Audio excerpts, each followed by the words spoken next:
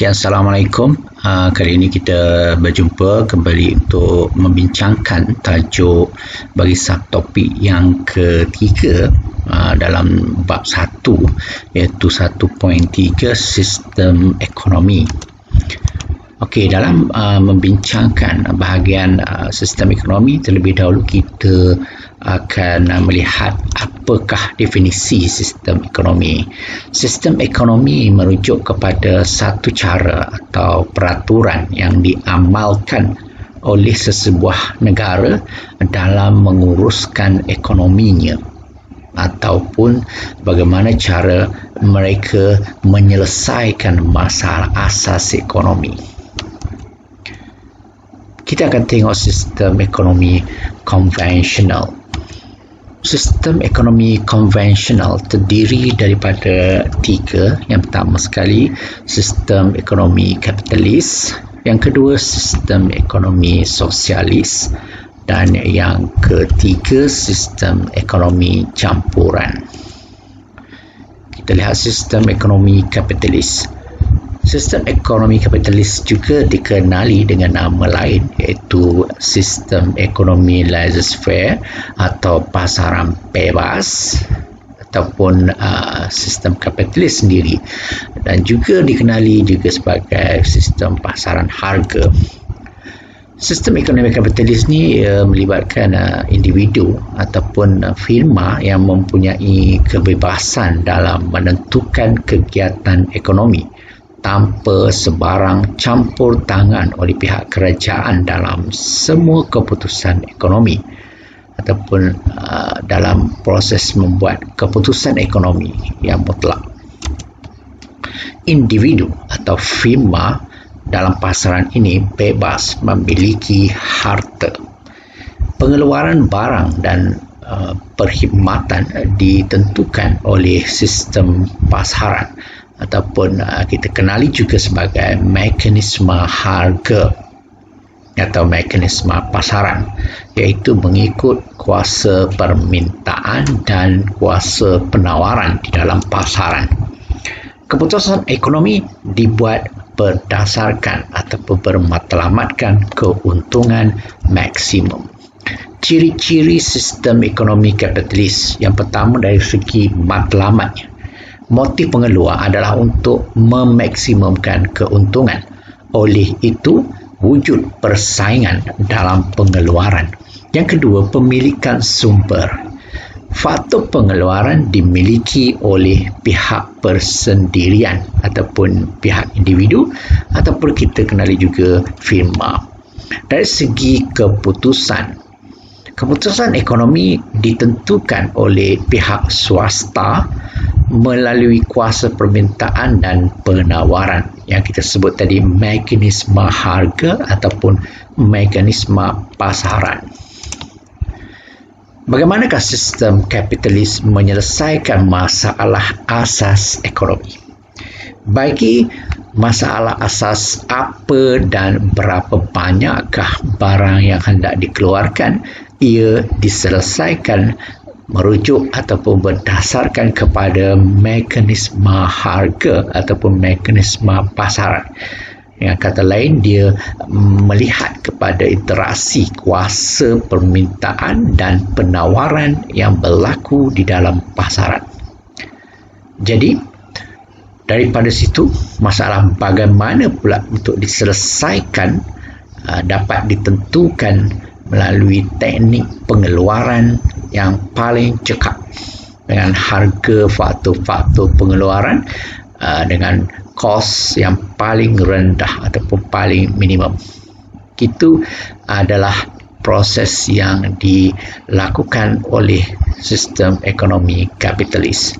Seterusnya, untuk soalan untuk siapakah barang hendak dikeluarkan ditentukan ataupun diselesaikan mengikut agihan pendapatan isi rumah di dalam ekonomi tersebut.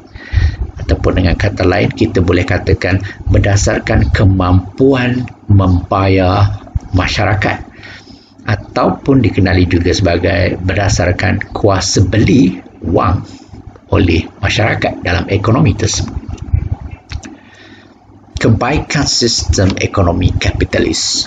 Yang pertama, dia mementingkan kebajikan pengguna, sebab pengguna ini adalah yang menjadi keutamaan bagi firma dalam pasaran ini. Yang kedua, menggalakkan persaingan. Dalam pasaran ini, firma-firma dalam usaha untuk mempertingkatkan bilangan permintaan daripada pengguna, mereka akan bersaing untuk merebut pelanggan. Proses persaingan ini berbagai-bagai cara akan dilakukan oleh firma supaya dapat menarik pengguna membeli barangan keluaran mereka.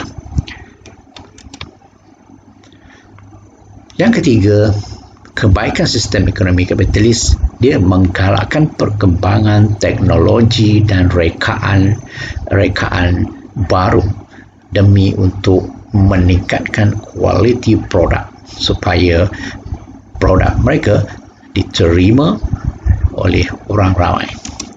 Yang keempat, kebebasan dalam menentukan kegiatan ekonomi bagi pengguna dan pengeluar. Yang kelima, pasaran memberikan maklumat yang tepat kepada pengeluar. Kelemahan sistem ekonomi kapitalis. Yang pertama, kelemahannya adalah disebabkan firma mementingkan keuntungan, maka dia gagal menyediakan barang awam. Oleh itu, dalam pasaran kapitalis ni, barang awam tidak disediakan oleh pihak swasta.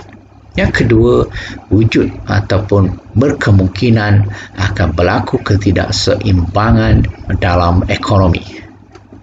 Kerana persaingan, seterusnya keadaan ekonomi yang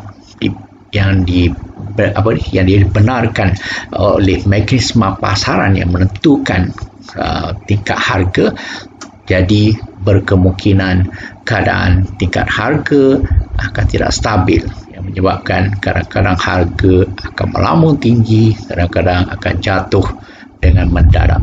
Jadi ketidakstabilan harga akan menjurus pada berlakunya masalah dalam yang berkaitan dengan inflasi, ataupun kalau pengurangan harga akan menyebabkan pembuangan pekerja secara besar-besaran dan seterusnya, menyebabkan masalah kemelesetan ekonomi. Ini semua akan akhirnya membawa kepada masalah ketidakstabilan dalam ekonomi. Yang ketiga, akan mewujudkan ketidakstabilan dalam agihan pendapatan. Seperti yang kita sedia maklum bahawa pasaran ini yang mana penuh dengan persaingan, firma yang besar akan cuba bersaing untuk mendapatkan pasaran yang luas, dan firma yang kecil mungkin akan terpinggir secara perlahan-lahan. Maka ini semua akhirnya akan mewujudkan jurang yang besar di antara mereka yang mendapat keuntungan ataupun kekayaan dengan mereka yang tidak dapat bersaing dalam pasaran, yang akhirnya menyebabkan mereka terpinggir dan seterusnya mengalami kerugian. Sejurang antara golongan kaya dengan miskin akan melebar dan seterusnya mewujudkan ketidakseimbangan dalam agihan pendapatan dalam ekonomi tersebut. Yang keempat, mewujudkan monopoli dalam pengeluaran. Persaingan antara firma-firma dalam merebut keuntungan dan juga mendapatkan pasaran daripada pengguna menyebabkan berbagai cara dilakukan oleh firma untuk memenangi hati pengguna. Ini akan mewujudkan firma-firma yang semakin mendapat keuntungan akan menjadi semakin membesar dan seterusnya akan menguasai pasaran pada akhirnya. Jadi ini sudah pasti akan memberi peluang kepada firma yang berjaya menguasai pasaran menjadi firma gergasi yang akan mempunyai kuasa monopoli dalam mengawal harga dalam pasaran. Yang kelima, menyebabkan kesan luaran negatif ataupun kita kenali sebagai wujudnya externality negatif, iaitu di mana dengan saiz pengeluaran yang secara besar-besaran demi untuk mendapatkan keuntungan, maka pengabaian oleh firma ke atas alam sekitar semakin melebar dan seterusnya akan menyebabkan berlakunya masalah externality yang negatif, di mana externality ini akan memberi kesan kepada kos sosial dalam masyarakat. Contoh kesan luaran negatif ataupun externality negatif ialah seperti pencemaran udara oleh asap, pencemaran sungai oleh sis toksik bahan kimia, dan mungkin juga pencemaran dari segi bunyi yang dihasilkan daripada pembinaan dan proses pengeluaran, dan mungkin juga boleh memberi kesan dan kemudaratan kepada kehidupan dan kesihatan rakyat keseluruhannya. Sistem yang kedua adalah sistem ekonomi sosialis. Sistem ini dikenali juga sebagai sistem ekonomi perancangan pusat. Dalam sistem ini, kerajaan pusat berkuasa penuh dalam menentukan segala kegiatan ekonomi ataupun pembuat keputusan ekonomi secara mutlak adalah ditentukan oleh pihak kerajaan. Ia berbeza dengan sistem kapitalis di mana keputusan dibuat oleh pihak swasta ataupun firma. Dalam sistem sosialis ini, semua faktor-faktor pengeluaran dimiliki secara totalnya oleh kerajaan. Disebabkan itulah mereka mempunyai kuasa dalam menentukan segala kegiatan ekonomi. Dan keputusan ekonomi oleh kerajaan ini juga dibuat bermatlamatkan untuk memenuhi kebajikan masyarakat, ataupun kita kenali sebagai memaksimumkan kebajikan masyarakat. Ciri-ciri sistem ekonomi kapitalis. Yang pertama dari segi matlamat, motif pengeluaran adalah untuk meningkatkan kebajikan masyarakat dan dia tidak bermotifkan keuntungan. Dari segi pemilikan sumber, semua sumber ataupun faktor-faktor pengeluaran dimiliki oleh kerajaan secara automatik. Maka kita boleh kata kerajaan adalah pemilik mutlak faktor-faktor pengeluaran. Yang ketiga, ciri yang ketiga adalah keputusan ekonomi. Keputusan adalah oleh kerajaan secara mutlak sepenuhnya. Penyelesaian masalah asas ekonomi oleh sistem ekonomi sosialis. Masalah apakah barang yang hendak dikeluarkan dan berapa banyakkah barang hendak dikeluarkan ditentukan oleh jumlah pengeluaran barang yang bergantung kepada keperluan dan permintaan masyarakat supaya ia dapat meningkatkan kebajikan dan taraf hidup rakyat.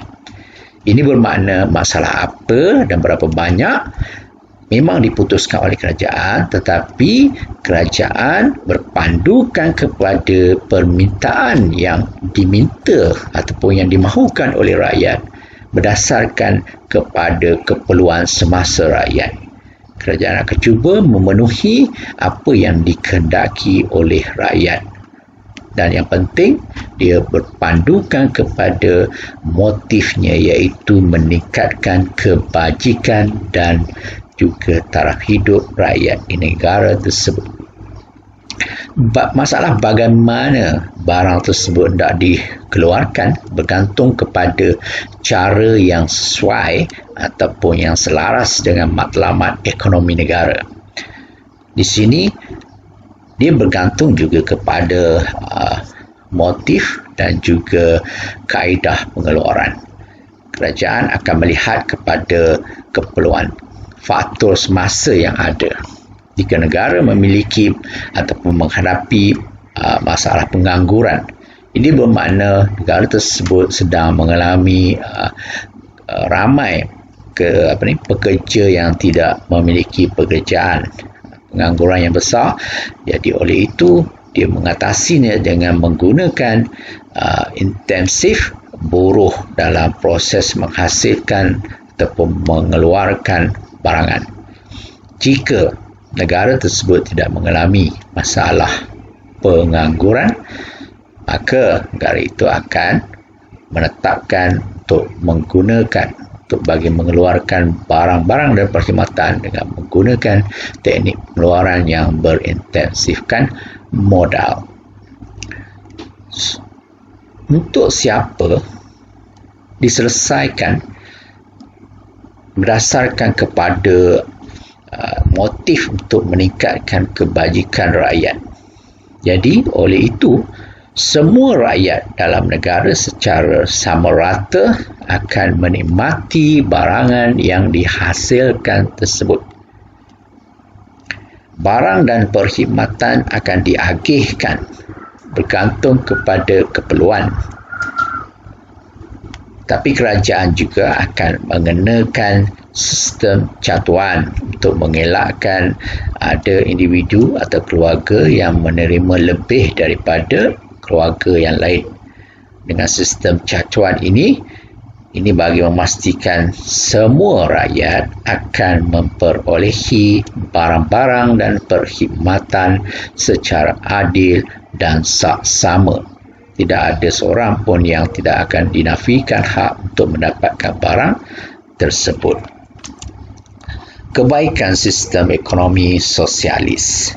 Yang pertamanya, dari segi agihan pendapatan, ia dianggap saksama sebab semua diterima sama rata oleh rakyat. Yang kedua, penggunaan sumber ekonomi yang dianggap cekap. Yang ketiga, matlamat sosial ataupun matlamat masyarakat sentiasa diutamakan. Yang keempat, keadaan ekonomi lebih stabil. Yang kelima, harga dan kos pengeluaran akan jadi lebih rendah kerana diuruskan oleh kerajaan dengan menggunakan sumber-sumber yang sedia ada dengan cekap. Kelemahan sistem ekonomi sosialis. Yang pertama, kehilangan kuasa untuk memiliki kekayaan. Ini dialami oleh rakyat di negara tersebut. Yang kedua, pekerja kurang bermotivasi ataupun kurang berinisiatif untuk bekerja dengan lebih kuat bagi memperolehi kekayaan yang banyak. Kerana dalam sistem ini kita faham bahawa semua sumber buruh ataupun penduduk menikmati barangan pendapatan secara sama rata sahaja. Yang ketiga, sistem ekonomi sosialis menyebabkan tingkat teknologi dan inovasi tidak berkembang kerana kurangnya ataupun tiadanya persaingan yang berlaku dalam proses pengeluaran sesama firma-firma. Yang keempat, pentadbiran menjadi kurang efektif ataupun kurang efisien. Sistem ekonomi campuran. Sistem ini merupakan gabungan ciri-ciri daripada sistem ekonomi kapitalis dengan sistem ekonomi sosialis. Rasionalnya, kerajaan perlu campur tangan dalam sistem ekonomi pasaran bebas untuk mengurangkan kelemahan yang wujud dalam pasaran bebas. Contoh campur tangan yang dibuat oleh kerajaan ialah seperti melaksanakan dasar kawalan harga, dasar cukai dan subsidi. Ini semua terpaksa dilakukan campur tangan oleh kerajaan. akibat kelemahan yang berlaku dalam sistem pasaran bebas ataupun kapitalis itu sendiri. Seperti yang kita tahu, apabila firma menguasai dari segi membuat keputusan, dari segi pengeluaran barang, dari segi persaingan yang berlaku dalam pasaran kapitalis, dia akan mewujudkan ketidakseimbangan yang ketara kepada harga. Jadi kerajaan terpaksa melaksanakan dasar kawalan harga apabila campur tangan dilakukan oleh kerajaan.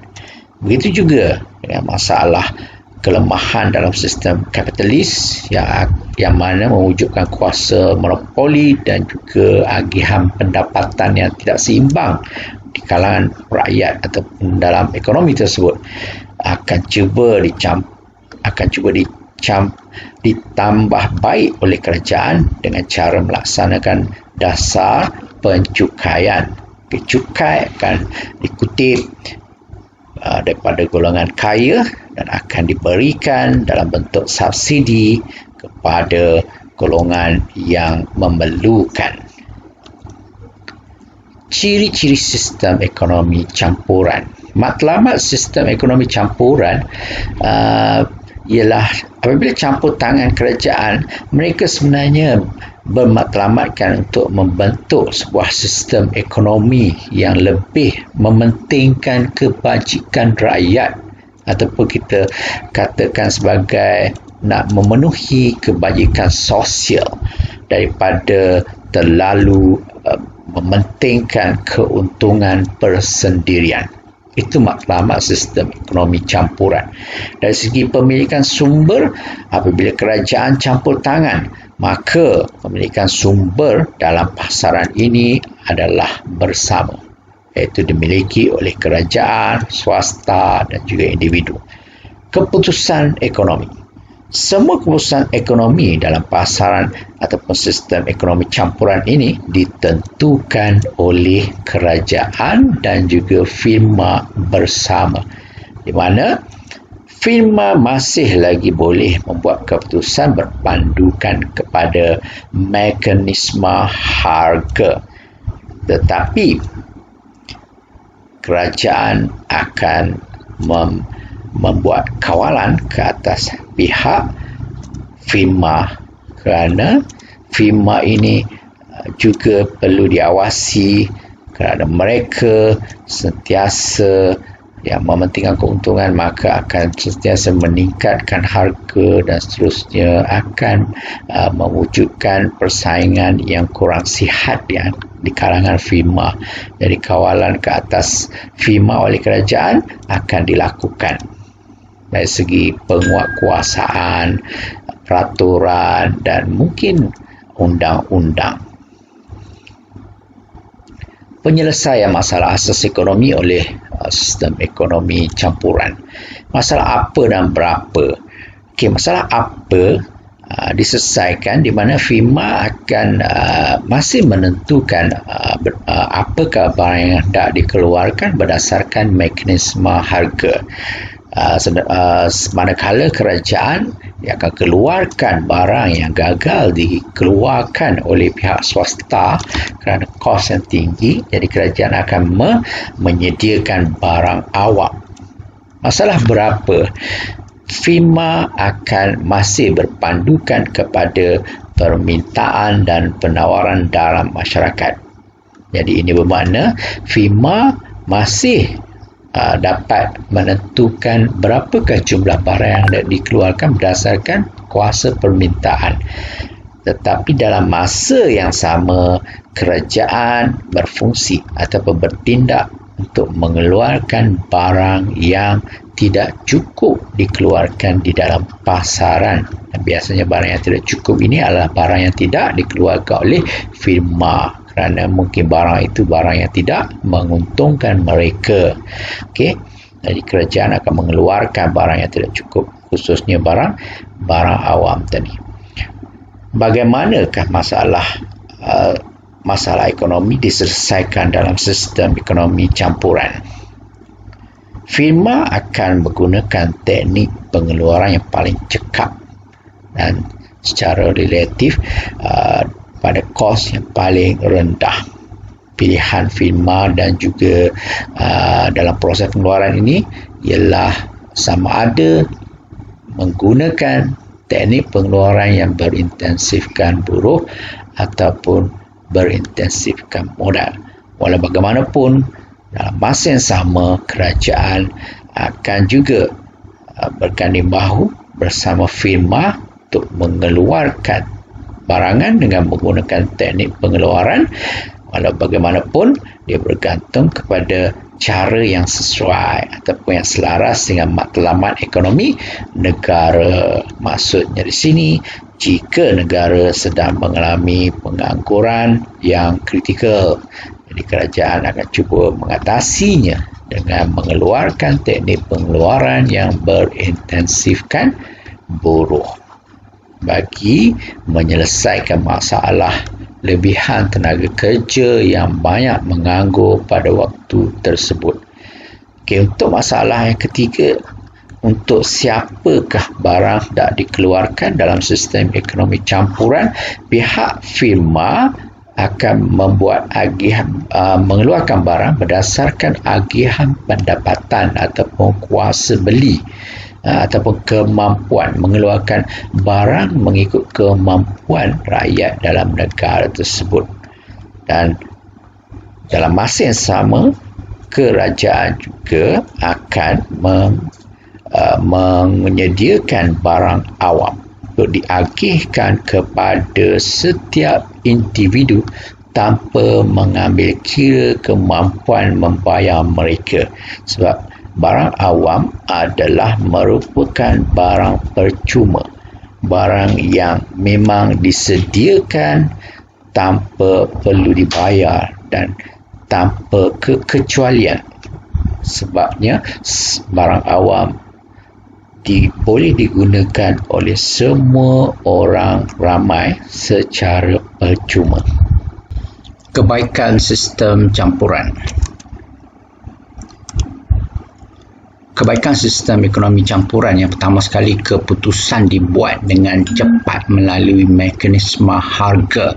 Yang kedua, persaingan dapat meningkatkan kecekapan dan mengurangkan kos pengeluaran.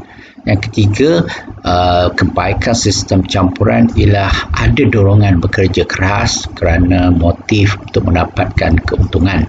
Yang keempatnya, kebaikan sistem ekonomi campuran ini dia memberikan agihan sumber dengan lebih cekap. Yang kelima, kebajikan pengguna diberi perhatian oleh kerajaan. Yang keenam, barang awam disediakan oleh kerajaan. Yang ketujuh, agihan pendapatan akan lebih setara. Dan yang ke-8, kesan externality negatif dapat dikawal oleh undang-undang yang digubal oleh kerajaan. Campur tangan kerajaan dalam ekonomi. Tujuannya, yang pertama sekali, menyediakan barang awam. Yang kedua, membaiki agihan pendapatan. Yang ketiga, mengawal kuasa monopoli. Yang keenam, campur tangan kerajaan dalam ekonomi adalah untuk mengawal ataupun mengatasi masalah externality negatif. Yang kelima, menstabilkan harga. Yang pertama, dari segi menyediakan barang awam, cara kerajaan campur tangan adalah mengutip hasil cukai daripada rakyat. Kerajaan akan menyediakan hasil daripada hasil kutipan cukai tadi. Kerajaan akan sediakan barang awam yang mana ia tidak disediakan oleh firma swasta. Yang kedua, dari segi memperbaiki agihan pendapatan, caranya kerajaan mengutip cukai. Cukai yang dikenakan kepada golongan yang berpendapatan tinggi akan digunakan untuk diberikan subsidi kepada golongan berpendapatan rendah. Yang ketiga, dari segi mengawal kuasa monopoli, kerajaan akan mengubah ataupun merangka undang-undang bagi menghadkan, bagi mengawal kuasa monopoli dalam pasaran. Yang keempat, mengawal atau mengatasi externality negatif melalui tindakan undang-undang, denda dan sebagainya. Untuk menstabilkan harga, kerajaan campur tangan dengan cara melaksanakan dasar harga, iaitu melibatkan dasar harga maksimum dan dasar harga minimum.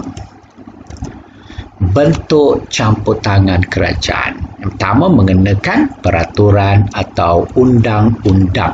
Yang kedua, penentuan tingkat harga. Yang ketiga, pencukaian dan subsidi. Yang seterusnya adalah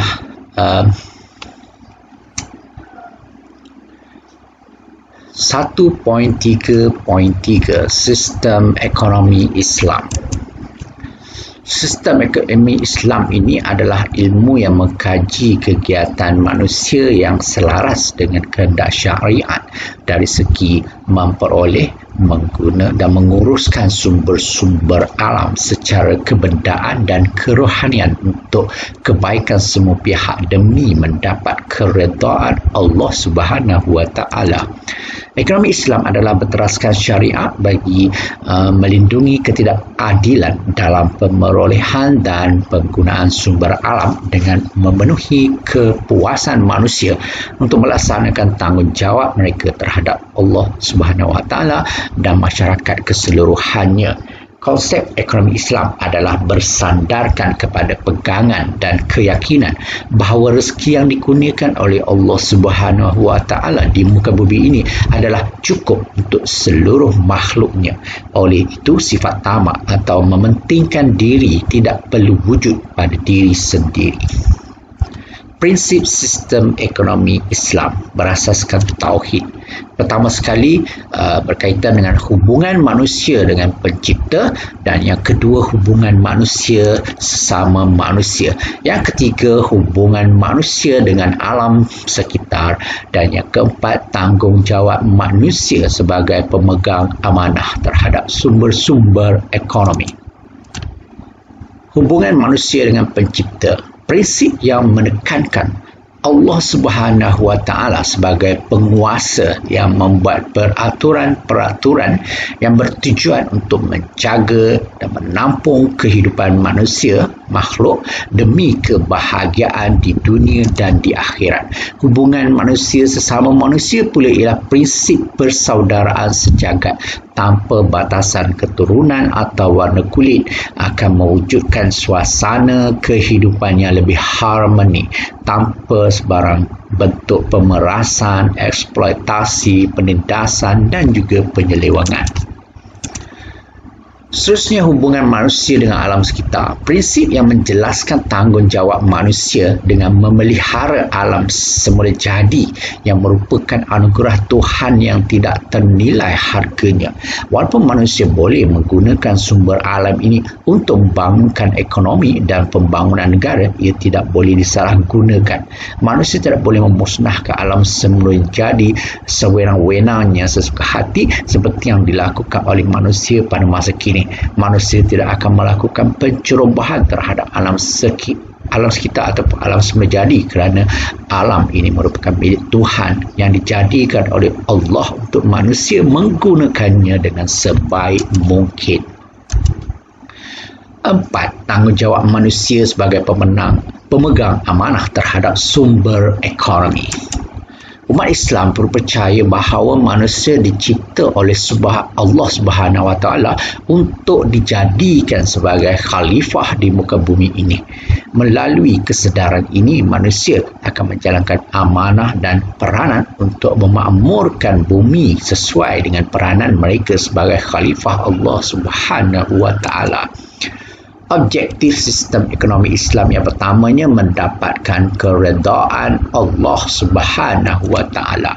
Yang kedua, memberi keadilan. Yang ketiga, kecekapan. Yang keempat, kesejahteraan dan kebajikan. Yang pertama, dari sudut mendapatkan keredaan Allah Subhanahu wa taala, ekonomi Islam adalah dia bertunjangkan kepada konsep tauhid, kerana ia adalah ketetapan dari Allah. Matlamatnya untuk keredaan Allah dan pelaksanaannya berpandukan syariat Islam. Segala kegiatan ekonomi dari aspek pertumbuhan, penghasilan, pengeluaran dan pertukaran serta pembahagian berdasarkan kepada konsep tauhid dan objektifnya adalah untuk mendapatkan keredaan Allah Subhanahu wa taala.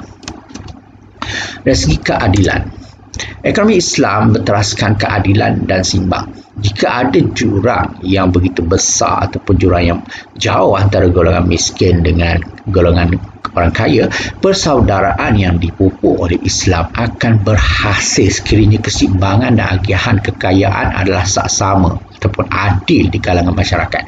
Ketidakseimbangan pengagihan pendapatan dan jurang perbezaan pendapatan yang besar di dalam masyarakat sudah tentu akan merosakkan persaudaraan umat Islam. Islam amat menekankan keadilan sosial dan keseimbangan ekonomi supaya setiap individu dijamin dalam menikmati taraf hidup yang sempurna sejajar dengan manusia sebagai khalifah di muka bumi ini. Kecekapan. Ekonomi Islam bermatlamatkan untuk mencapai penggunaan sumber yang optimum, cekap, berkesan dan tidak membazir. Kesejahteraan dan kebajikan pula, sistem ekonomi Islam berdasarkan kepada konsep keharmonian atau kesejahteraan di antara kepentingan kebajikan individu dan masyarakat. Ia tidak mengasingkan individu daripada masyarakat ataupun membenarkan pergeseran antara aspek kebajikan individu dengan masyarakat. Ciri-ciri ekonomi Islam dari segi objektif pengeluaran. Dia tidak mementingkan keuntungan semata-mata. Apa yang lebih penting adalah kebajikan dan keseimbangan antara individu dan masyarakat. Matlamat sistem ekonomi Islam adalah mencapai al-falah, iaitu mencapai kebahagiaan dunia dan akhirat. Itulah objektif pengeluaran dalam ekonomi Islam. Dari segi pemilikan sumber, individu mempunyai hak kebebasan untuk memiliki sumber ekonomi dan kekayaan.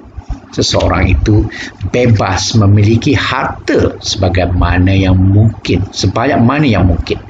Tetapi hendaklah dengan cara yang dibenarkan oleh syariat Islam.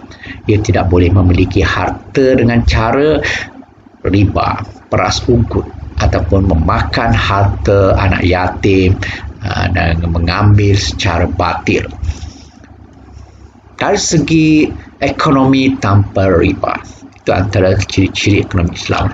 Riba bererti menetapkan bunga ataupun melebihkan jumlah pinjaman berdasarkan peratus tertentu dari jumlah pinjaman pokok yang dibebankan kepada peminjam.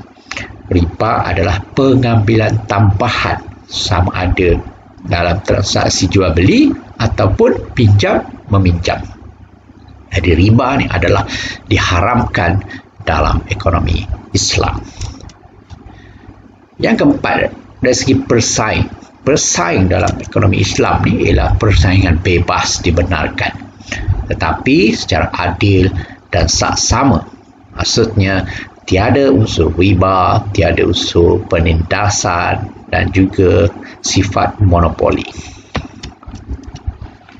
Dari segi agihan pendapatan, Islam mengamalkan agihan pendapatan melalui pemberian sistem zakat. Jadi zakat ni adalah kadar harta yang dikeluarkan untuk diagihkan kepada mereka yang berhak menerimanya, seperti golongan fakir, miskin. Sistem zakat berfungsi menyeimbangkan agihan pendapatan dalam ekonomi Islam. Okey, yang keenam, kaedah membuat keputusan. Siapakah yang membuat keputusan? Keputusan ekonomi dalam sistem ekonomi Islam ni berdasarkan mekanisme harga dan kerajaan yang berfungsi mengawal aktiviti ekonomi. Kalau kita berhenti setakat ni tu, bermaknanya dia kelihatan bersamaan dengan sistem ekonomi campuran, tetapi kelebihan sistem ekonomi Islam dan dia ada melaksanakan hukuman yang ditetapkan dalam Al-Quran. Jadi itu saja perbezaan antara ekonomi Islam dengan sistem ekonomi campuran. Maksudnya sistem ekonomi Islam berpandukan kepada syariat ataupun Al-Quran dan hadis. Penyelesaian masalah asas ekonomi. Masalah asas ekonomi dalam sistem ekonomi Islam diselesaikan hampir sama dengan sistem ekonomi campuran. Yang pertama dari segi apa dan berapa, iaitu diselesaikan dengan peranan berdasarkan kepada mekanisme harga, manakala barang yang haram ni dia tidak dibenarkan dikeluarkan sama sekali lah. Okey, maknanya barang-barang yang halal saja yang dibenarkan. Pengeluar mengeluarkan barang yang dapat mendatangkan kebaikan dan juga memberi kebajikan kepada rakyat. Okey, yang ketiga, kerajaan campur tangan juga untuk menjamin kestabilan ekonomi supaya ekonomi berada dalam keadaan yang baik. Kerajaan juga perlu memastikan barang keperluan asas daruriyat disediakan oleh pihak yang mengeluarkan ataupun yang terlibat dalam aktiviti ekonomi. Seterusnya ialah bagaimanakah barang dikeluarkan dalam sistem ekonomi Islam ni dapat diselesaikan berdasarkan kepada konsep kecekapan dalam pengeluaran. Pengeluar menggunakan teknik pengeluaran yang paling cekap, iaitu dapat memaksimumkan keluaran dan dalam masa yang sama meminimumkan kos pengeluaran. Jadi teknik untuk mencapai kecekapan paling tinggi dan berfaedah kepada rakyat ni mestilah berpandukan kepada teknik pengeluaran paling cekap, iaitu ada dua, sama ada berintensifkan buruh ataupun berintensifkan modal. Manusia sebagai pemegang amanah Allah dan perlu menguruskan faktor-faktor pengeluaran dengan secekapnya serta memakmurkan muka bumi ini dengan tidak meninggalkan kesan luaran yang negatif ataupun memudaratkan masyarakat seperti pencemaran dan sebagainya. Untuk siapa diselesaikan di sistem ekonomi Islam dengan juga bergantung kepada corak agihan pendapatan dan kemampuan dalam membayar masyarakat. Setiap individu dijamin memperolehi barang dan perkhidmatan keperluan asas. Jadi barang-barang awam juga dikeluarkan kerana adanya pihak kerajaan. Begitu juga dengan pihak swasta yang menyediakan barangan dan perkhidmatan. Golongan yang berpendapatan tinggi akan memperolehi banyak barang, tapi corak agihan pendapatan dalam sistem ini dipengaruhi oleh sistem zakat. Jadi bermakna ada juga golongan-golongan yang kurang berkemampuan akan menikmati barang daripada pemberian zakat oleh pihak kerajaan kepada golongan yang memerlukan.